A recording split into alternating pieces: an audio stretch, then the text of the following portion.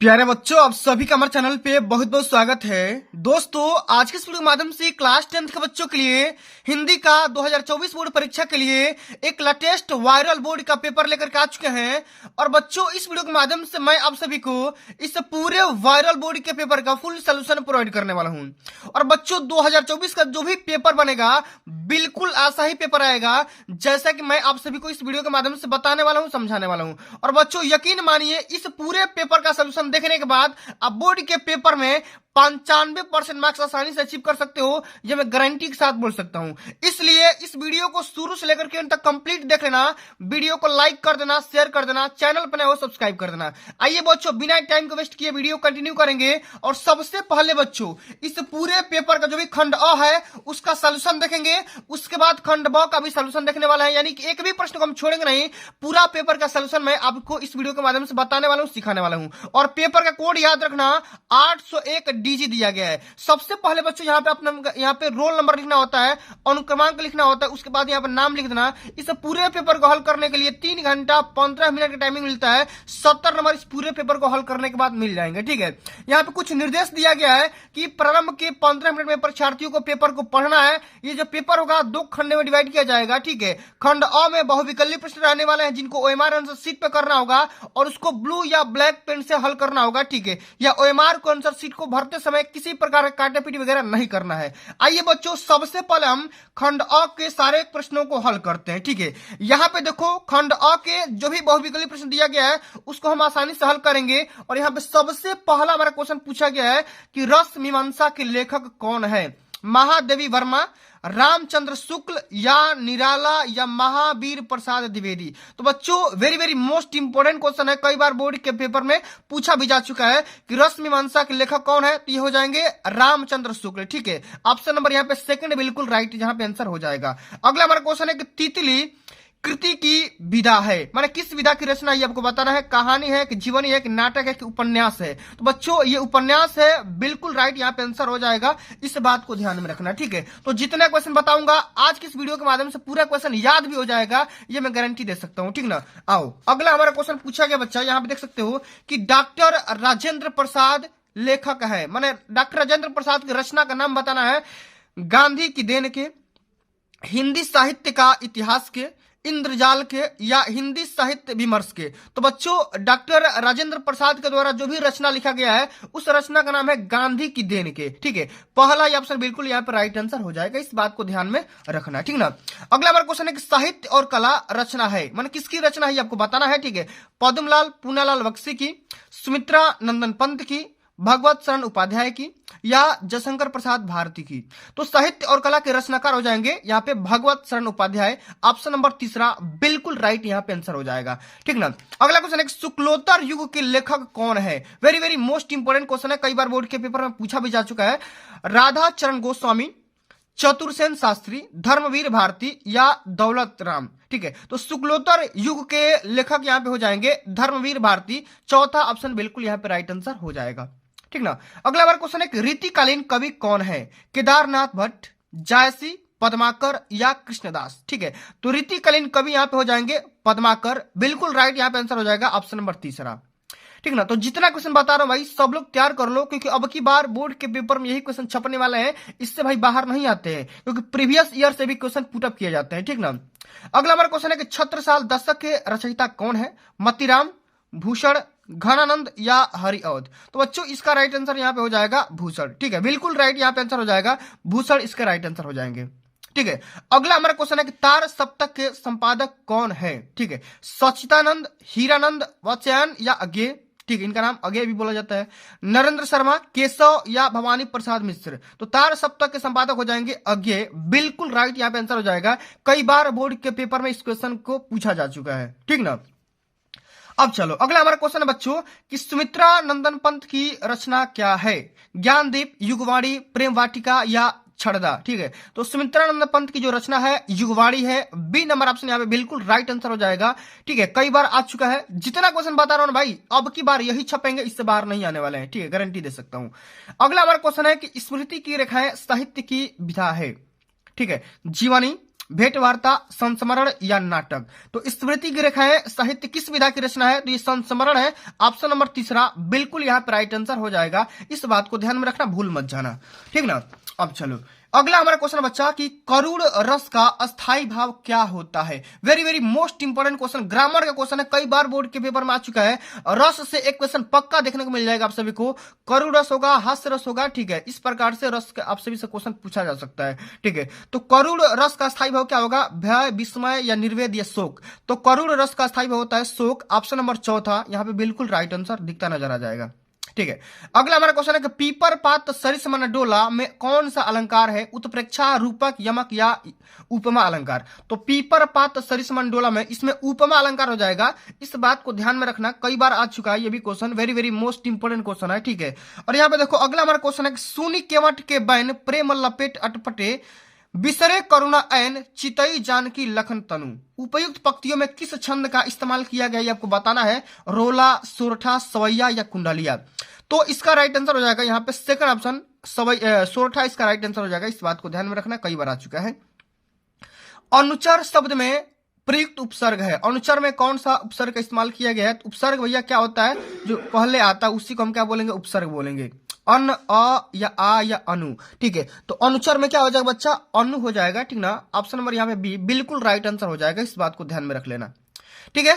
अगला हमारा क्वेश्चन है कि प्रत्यय के कितने प्रकार होते हैं? 2 प्रकार के, 4 प्रकार के, 5 प्रकार के या 3 प्रकार के। तो प्यारे बच्चों प्रत्यय जो होता है ना वो 2 प्रकार का होता है। Very very most important question है, कई बार ये भी बोर्ड के पेपर में आपको सभी को देखने को मिल जाएगा। जितना भी आप प्रीवियस ईयर का पेपर उठाओगे ना उसमें ये क्वेश्चन देखने को जरूर मिलेगा, प्रत्यय कितने प्रकार के होते हैं। तो मेनली 2 प्रकार का होता है, ठीक ना, कई बार हमने बता भी रखा है, इस बात को ध्यान में रख लेना, ठीक है। अगला हमारा क्वेश्चन समास का क्वेश्चन है, very very most important question है। समास से भी ये क्वेश्चन देखने को मिल जाएगा आप सभी को कि वेद पुराण में कौन सा समास है? तो वेद और पुराण इन दोनों शब्दों को, अलग अलग शब्दों को जोड़ेंगे और या एवं या तथा से, ठीक है। तो यहाँ पे क्या हो जाएगा? वहां पे द्वंद्व समास होगा, ठीक ना। तो यहाँ पे तीसरा ऑप्शन बिल्कुल राइट आंसर हो जाएगा, ठीक है। अगला हमारा क्वेश्चन है कि परमोद शब्द का तत्सम रूप क्या होगा? तो परमोद यहाँ पे तद्भव है, गलती लिखा गया, परमोद लिखा गया है। आपको इसका तत्सम यानी कि शुद्ध रूप बताना, तो इसका क्या हो जाएगा?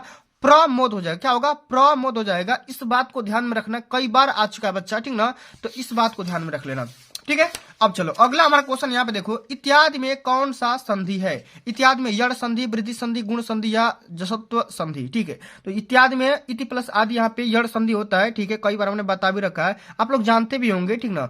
अगला हमारा क्वेश्चन है फलेन शब्द का वचन एवं विभक्ति बताना है, ठीक है, कि फलेन में कौन सा वचन है, कौन सा विभक्ति है। हमेशा बोर्ड के पेपर में एक क्वेश्चन विभक्ति और वचन से आता है और एक क्वेश्चन धातु और पुरुष से आता है। ये 2 क्वेश्चन हमेशा आप सभी को देखने को मिलेंगे ही मिलेंगे, इसमें कोई संदेह की बात नहीं है। तो यहाँ पे फल धातु वाला है, तो इसको याद रखेंगे तो आपको पता भी चल जाएगा कि फलेन जो शब्द लिया गया है इसमें ये जो है एक वचन है, ठीक ना, एक वचन है और इसका तृतीय विभक्ति है, ठीक है, तृतीय विभक्ति है। तीसरा यहाँ पे चौथा ऑप्शन यहाँ पे बिल्कुल राइट आंसर हो जाएगा, ठीक है। इसी प्रकार अपठम धातु का वचन और पुरुष बताना, तो पठ धातु से लिया गया है। इसमें धातु क्या हो जाएगा भैया? एक वचन धातु हो जाएगा और पुरुष इसमें उत्तम पुरुष हो जाएगा। क्या होगा? एक वचन और उत्तम पुरुष, ठीक है। चौथा ऑप्शन इसका भी राइट आंसर होगा, ठीक है। तो बच्चों इस प्रकार से आप सभी को पूरे क्वेश्चन को तैयार कर लेना है, याद कर लेना है, क्योंकि अगर पूरा याद कर लोगे ना तो 70 में 70 लाने से कोई नहीं बाहर हो सकता है, क्योंकि इसी में से आएंगे, इससे बाहर नहीं आने वाले हैं, ठीक है।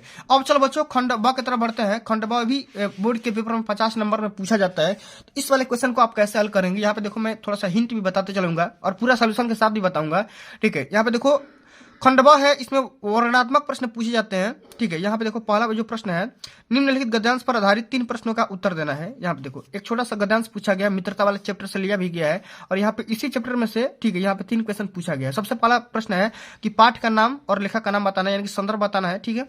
उसके बाद रेखांकन उसका व्याख्या करना है, यहाँ से यहाँ तक रेखांकन उसका व्याख्या करना होता है। उसके बाद प्रस्तुत गद्यांश में लेखक क्या कहना चाहते हैं इसके बारे में बताना है।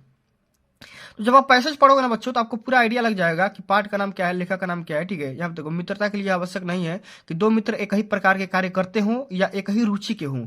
इसी प्रकार प्रकृति और आचरण की समानता भी आवश्यक नहीं है। 2 भिन्न प्रकृति के मनुष्यों में बराबर प्रीति और मित्रता रही है, ठीक है। रामधीर और शांत प्रकृति के थे, लक्ष्मण उग्र और उद्धत, ठीक है, उद्धत प्रकृति के थे। माने कुशाग्र बुद्धि के थे। ठीक है, तो मैंने राम और लक्ष्मण में प्रेम था भाई, मित्रता था। ठीक है, अगाढ़ प्रेम था, स्नेह था। ठीक है, तो कहने का सेंस यहाँ पे बच्चों की जो पाठ का नाम है यहाँ पे मित्रता हो जाएगा, और इसके राइटर या लेखक का नाम क्या हो जाएगा, कवि का नाम या लेखक का नाम क्या हो जाएगा, तो आचार्य रामचंद्र शुक्ल हो जाएगा। अगर आप इस दो बात लिख दो ना, मित्रता और आचार्य रामचंद्र शुक्ल, तो पाठ का नाम तो सबसे पहले ये हो जाएगा और लेखक का नाम क्या हो जाएगा, ये। ठीक है, तो इसके लिए 2 नंबर यहाँ से आपका पक्का मिल जाएगा, क्योंकि देखो यहाँ पे 6 नंबर यहाँ पे पूछा जा रहा है। ठीक है, 2 नंबर पहला के लिए, 2 नंबर दूसरा के लिए, 2 नंबर तीसरा के लिए। ठीक है, तो यहाँ से 2 नंबर तो यहाँ से उठा लिए आराम से, बिल्कुल आसान बात से। लेकिन यहाँ पे देखो रेखांकित अंश का व्याख्या करना होता है। अगर आपको कुछ भी नहीं आ रहा है ना, कुछ भी नहीं आ रहा है, व्याख्या कैसे करना है, कैसे इसका अर्थ लिखना है, कैसे अनुवाद करना है, ठीक, आपको कुछ भी समझ में ना आए तो बस खाली क्या करो, यहां से लेकर के यहां तक की बातें लिख दो, 2 नंबर पक्का मिल जाएगा, उसके लिए भी 2 नंबर मिल जाएगा। ठीक है, अगर आप छोड़ के आओगे तो भाई एक भी नंबर नहीं मिलेगा। अगर आपको कुछ भी ना समझ में आए तो यहां से लेकर के यहां तक लिख देना। ठीक है, अब देखो अगला हमारा क्वेश्चन क्या कह रहा है कि प्रस्तुत गद्यांश में लेखक क्या करना चाहते हैं। तो इस गद्यांश के माध्यम से लेखक हमको यही संदेश देना चाहते हैं कि जो भी मित्र होते हैं, मित्र में ऐसा नहीं है कि जो भी एक काम करे या एक ही प्रकृति को तभी जाकर के मित्रता हो सकती है।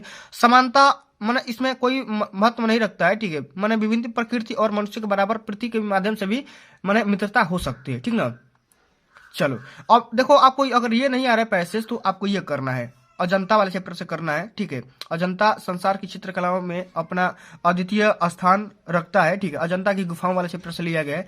अच्छा, इसके लेखक कौन है, तो पाठ का नाम अजंता हो जाएगा और लेखक का नाम भगवत शरण उपाध्याय जी हो जाएगा। ठीक है, तो यहाँ पे इसके लिए 2 नंबर रेखांकन इसके व्याख्या जो मैंने बताया आइडिया। अगर आप कुछ भी ना आए तो यहाँ से लेकर के पूरे पैसेज को कॉपी कर देना। ठीक ना, थोड़ा सा बातें बना करके भी लिख सकते हो। ठीक है, क्योंकि एग्जामिनर भाई उतना ध्यान नहीं देता है।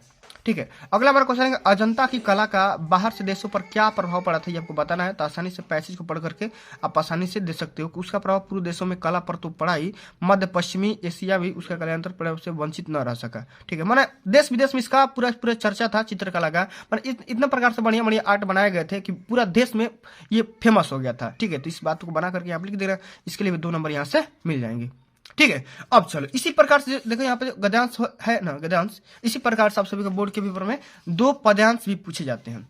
ठीक है, 2 पद्यांश, हिंदी के भी 2 पूछे जाएंगे और संस्कृत के भी 2 पूछे जाएंगे। सब कुछ बताऊंगा, परेशान मत होना, बस खाली वीडियो को शुरू से लेकर अंत तक देखते रहना। यहाँ पे देखो दिए गए पदांश पर आधारित 3 प्रश्नों का आंसर देना है। ठीक है, यहाँ पे देखो संदर्भ लिखना है, व्याख्या करना है और यहाँ पे एक क्वेश्चन का आंसर भी देना है। ठीक है, तो निर्गुण कौन देश को वासी मधुकर कही समुझाई सौदे। ठीक है, बुझत साँच न हासी।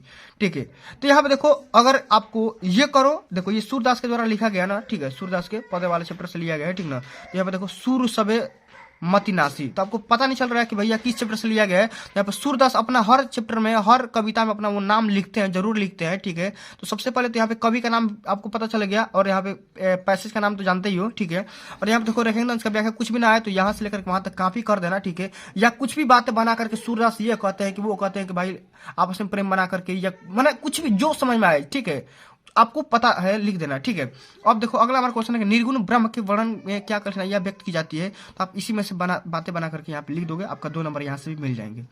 अगर आपको ये नहीं आ रहा है तो ये करो, इस चीटी को देखा वह सरल विरल काली रेखा तम के तागे सीजो हिलडुल। ठीक है, तो ये तो चिपटी वाले चैप्टर से लिया गया और इसका राइटर यहाँ पे सुमित्रा नंदन पंत जी हो जाएंगे। तो यहाँ पे देखो संदर्भ का तो नाम यहाँ पे आसानी से कर लिए भाई, पाठ का नाम ये हो गया, कवि का नाम ये हो गया, व्याख्या से उसी प्रकार से करना है। ठीक ना, जो मैंने बताया। अगर आपको नहीं आएगा तो, अगर आपको याद आए तो भाई तो आप आराम से कर लोगे, लेकिन नहीं आएगा तो वही करना। ठीक ना, अब चलो कभी यह कि पिपीलिका पाती के द्वारा जीवन के किस आदेश के प्रति संकेत करना चाहते हैं, माने वो इसलिए देना चाहते हैं कि यहाँ पे जो भी तितलियां होती है या पिपीलिका होता है या जो भी चींटियां होती है, कभी माने आपको यही संदेश देना चाहती है कि जीवन में किसी भी प्रकार का कठिनाइयां आए, आपको रुकना नहीं है, टिकना नहीं है। ठीक ना, मंजिलों को पार करते जाना है। ठीक ना, मंजिल को अचीव करना है, क्योंकि वो इस चैप्टर के माध्यम से वही लोग संदेश देना चाहते हैं। ठीक है, इस प्रकार से बातें बना करके लिख दोगे, आपका यहाँ पे से भी 6 नंबर मिल जाएगा।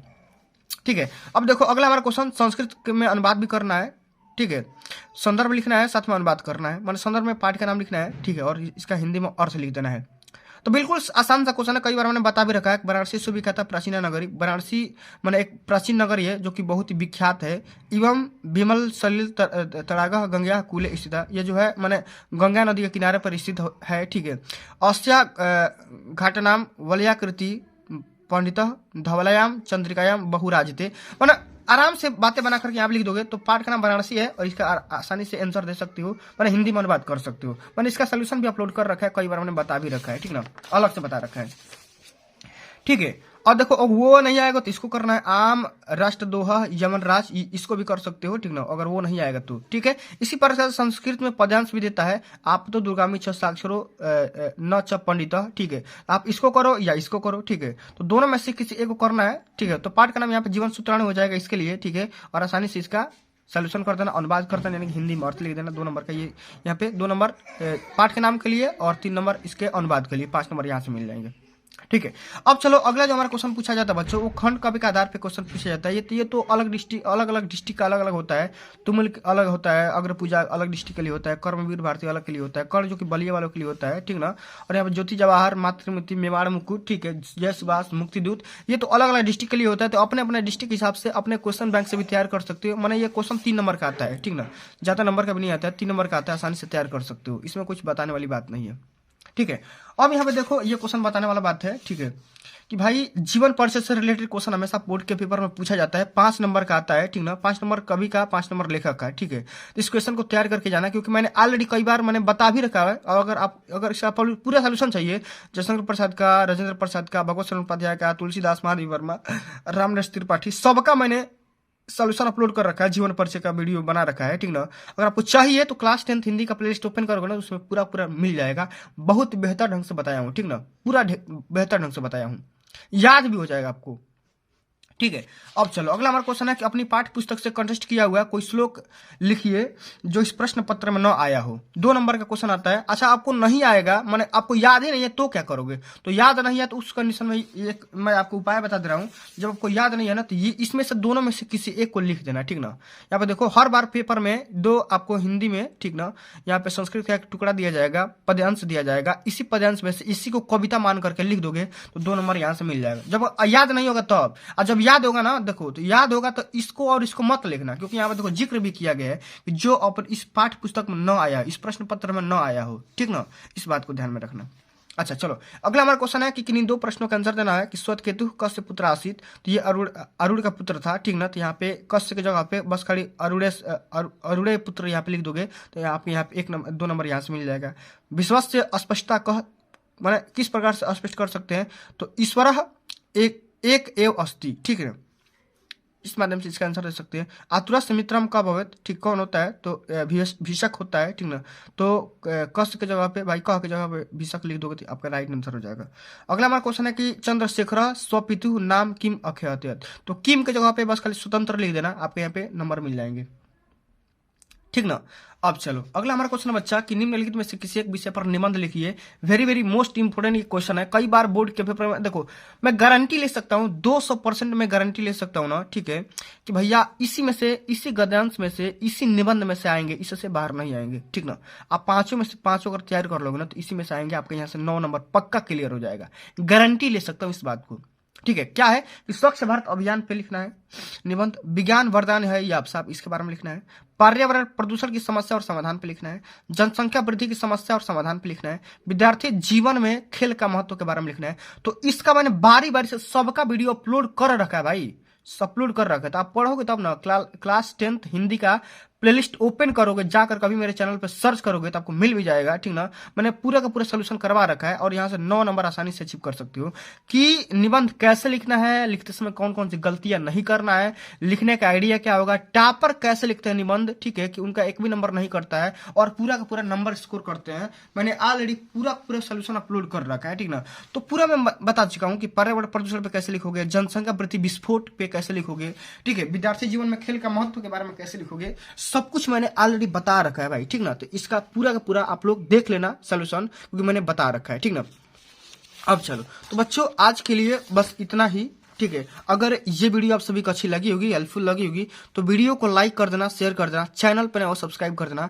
जल्दी मिलते हैं अगली वीडियो में, तब तक के लिए जय हिंद, जय भारत, वंदे मातरम।